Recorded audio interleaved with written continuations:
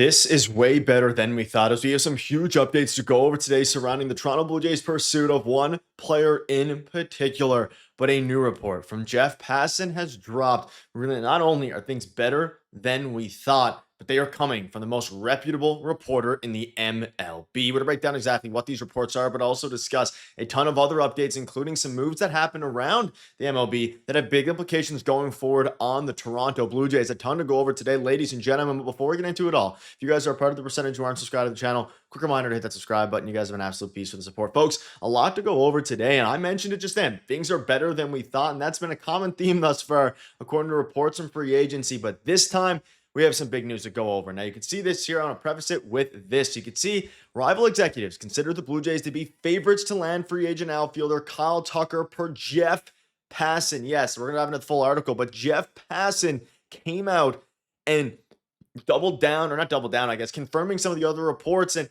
himself in an article saying the Jays are favorites, according to executives, to land Kyle Tucker. And in a world now where there is a lot of BS going around and there's a lot of fluff happening, Jeff Passan is not that. And here's the full kind of breakdown here. So there's a lot of different things to kind of go over here, but let's start with the big piece of info. The Blue Jays, coming off of their first World Series berth in more than 3 decades, have no plans to slow down. They are considered the favorite by other executives to land Tucker. If Schwarber leaves Philadelphia, Tucker makes plenty of sense there. And of course, he also talked about the Jays being potentially interested in Kyle Schwarber as well. But this is huge, coming from Jeff Passan. I mean, you can see here, they have no plans to slow down, and he did confirm. And Jeff Passan checks different sources than other guys. And you can hear reports from Bob Nightingale, which said this a couple weeks ago or a week or two ago now, that the Jays were favorites to land Kyle Tucker. You can hear it from even Ken Rosenthal of the world, which most of Canada doesn't like him, right, because of some of his reporting anti-Canada. Jeff Passan is as reliable as it gets, and as I guess cautious as it gets when it comes to his reporting. If he's saying that the Jays are favorites to land Kyle Tucker, or at least among the executives, or executives in the MLB, then that is true. Now, you can take it up to you, kind of how you feel about this, but this is extremely encouraging no matter what way you look at it. Even if you take out the fact that they're considered the favorites to land Tucker, the fact that Jeff Passan says they have no plans to slow down is extremely, extremely encouraging. And you can see here as well, just an update on the Bo side. Teams haven't been scared off of Bo Bichette at shortstop either, according to his sources. There are other teams who could go for him, including teams like the Red Sox, which we'll have a video on later today or tomorrow. But keep reading here. Beyond the Blue Jays, who have Andres Gimenez to play short, but could still conceivably sign Tucker and Bichette, the Braves and Detroit have holes they could fill in to try to get Bichette. But that's a crucial part here. He says they could conceivably sign Tucker and Bichette. And we know if Passan is saying that, it means there's a possibility that it happens. Because if he believed, and he reaches out to his sources before dropping any article. That's why his articles are few and far between. There's not a ton of them. But when there is, they're obviously fairly and very rather vetted. Now, he's coming out and with his vetted reporting saying that they could conceivably sign both. That is huge news. Now, there's also this piece of news. You're talking about Schwarber and even the Jays being potentially interested in him. Well, a full video, covering that. But at the end of the day here, folks, this is extremely encouraging. Now, it's not just Kyle Tucker. It's also starting pitchers. They're going to be interested in them. But Bo Bichette, of course, is priority in theory, right? That's what a lot of people are saying. If they go out and they get Kyle Tucker, that is huge. And to kind of summarize the full report here, they're considered the favorites by rivals to sign Kyle Tucker. Teams remain interested in signing Bo Bichette at shortstop. Video on that coming soon. Jays in play for top-end starting pitching, active in the relief market too, which we kind of already knew. Now, whether that be Ranger Suarez, whether that be like Keegan Matheson said in my video yesterday, feel free to check out that full interview if you haven't already. It was from yesterday morning after you've watched this one in its entirety. But it's about, of course, trading for guys like, he didn't mention Mackenzie Gore, it's a name I mentioned, but trading for a starting pitcher. It makes things super interesting. Now, there's also this report that came out from Mark Feinstein talking about how they made a stunning run to the World Series. They have their starting pitching staff, but their top priority remains signing Bo Bichette. So a lot of different reporting going around, and that's why I keep coming back to the fact that he did indeed say that they could conceivably land both. Now, when you're talking about favorites among the executives, what does that actually mean? It means, it could be used as leverage. It could be, who benefits from when a report like this comes out, right? Because the Jays are fairly tight-lipped usually. So it could be the agent of Kyle Tucker telling other, executives. It could be executives of other teams saying, okay, we've been told by Kyle Tucker's agent that the Jays are probably going to offer the most money.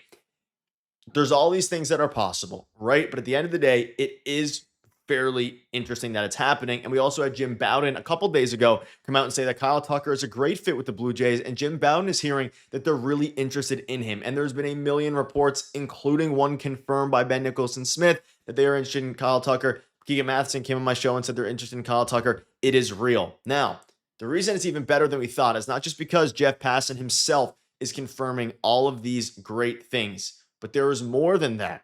Yesterday was, of course, the date for a lot of moves here for the qualifying offers, and Trent Grisham ended up opting in and accepting his one-year, $22 million qualifying offer. Now, I touched on this yesterday, specifically surrounding the fact that they did this and it could hinder them going forward. You can see here from Gary Sheffield Jr., a noted Yankees fan, of course, and obviously Gary Sheffield Jr. He said, "There's no way, man, this is the worst," and he's a Yankees fan. And the reason for this is because the Yankees, at least according to their fans, what Yankees writers are saying, of course, I'm not as in tune with the Yankees as I am the Blue Jays, but still fairly in tune. They offered Grisham the qualifying offer, expecting him to opt out and get a 3 to 4 year, $100 million deal somewhere else, and then they get the fourth round or whatever the round is, pick as compensation, because that's how the qualifying offer works.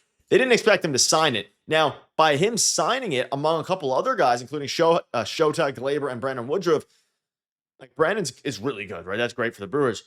But it makes it interesting now because it's going to affect the Yankees spending undoubtedly, because they have to bring back, Cody Bellinger. There's other guys they have to go there. There's been reports that Hal Steinbrenner doesn't want to go above the $300 million payroll. That takes them, basically, essentially out of the Kyle Tucker sweepstakes. And they were reportedly one of the top teams in there. Now, the Dodgers, they're still in there as well, but reports surrounding the Dodgers are saying they don't want to pay a ton of money to Kyle Tucker. So who does that leave? It leaves the Toronto Blue Jays. You pair that with the report that, of course, you could say that Philadelphia Phillies potentially want to be there, but Passan only names one other team really that fits super well with Tucker. And again, these things matter. You think back to the Ohtani stuff, you think back to the Soto stuff. There were multiple teams willing to step up and pay.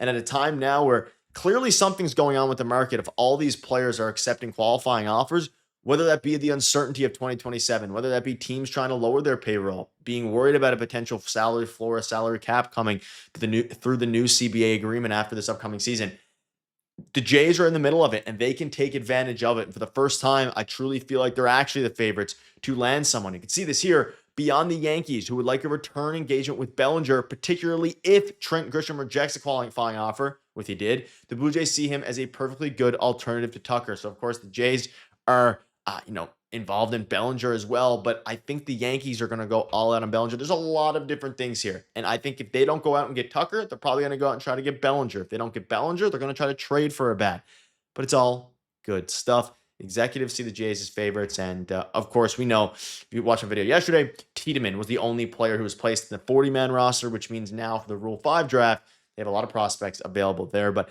I'm not going to talk about prospects in this video. The full focus was, of course, Kyle Tucker, but makes it interesting, and it's good news for us Jays fans that Trent Grisham accepted that deal. You talk about players that could regress, and you even talk among Yankees fans. They're all saying that they probably think. You look at the advanced metrics. Trent Grisham's fielding has fallen off. All these different things, and I'm not trying to hate on Trent Grisham because he's a Yankee. Objectively, this helps the Jays in the sense of they're way less likely to pursue other players, just like Jeff Passan said here, and maybe it hinders their pursuit, the Yankees, of Cody Bellinger. But at the very least, it's probably going to cancel their pursuit of guys like Kyle Tucker, who are looking at 300 to 400 million. But let me know down below what your thoughts are on this, folks. Things keep getting better. Of course, we need to see pen to paper, and I'm eagerly waiting for that big first signing. See you guys later. You guys are beasts. Cheers.